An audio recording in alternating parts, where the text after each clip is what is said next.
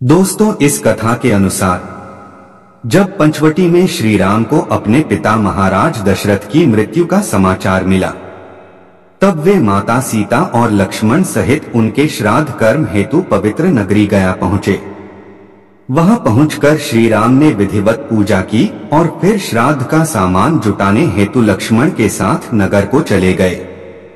उधर महाराज दशरथ की आत्मा ने विलंब होता देखकर माता सीता से ही पिंडदान की मांग कर दी। अब माता सीता बड़े धर्म संकट में पड़ गई, क्योंकि एक स्त्री द्वारा पिंडदान नहीं किया जा सकता था। विशेषकर श्री राम के होते हुए उन्होंने ऐसा करना उचित नहीं समझा। किंतु फिर महाराज दशरथ की आत्मा द्वारा बार बार अनुरोध करने पर उन्होंने फल्गु नदी, केतकी के पुष्प, एक गाय एवं वटवृक्ष को साक्षी मानकर महाराज दशरथ की आत्मा को पिंडदान दे दिया। जब श्री राम वापस आए तो उन्होंने इसकी सूचना उन्हें दी। तब श्री राम ने कहा कि ऐसा कैसे संभव है और उनसे इसका प्रमाण मांगा।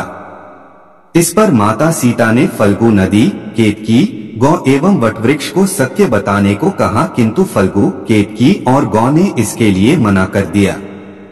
तब वटवृक्ष ने श्री राम को बताया कि देवी सीता सत्य कह रही हैं।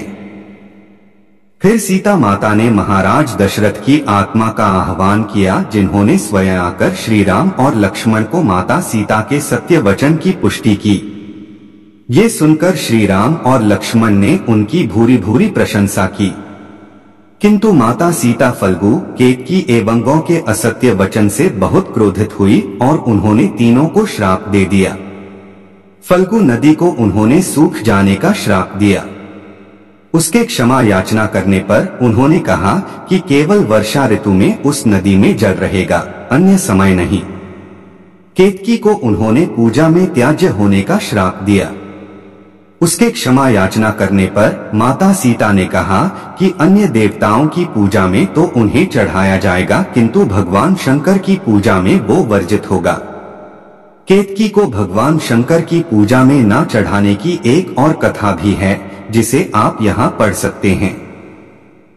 गौ माता को उन्होंने श्राप दिया कि जिस मुख से उन्होंने असत्य भाषण किया है वो मुख अपवित्र माना जाएगा और उसकी कभी पूजा नहीं की जाएगी।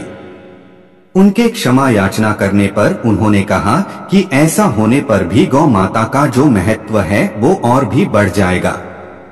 अंत में उन्होंने वटवृक्ष को ये वरदान दिया कि वो लंबी आयु तक जिएगा और सदैव पवित्र माना जाएगा। तब से ही वटवृक्ष को हिंदू धर्म के सबसे पवित्र वृक्ष के रूप में मान्यता प्राप्त है।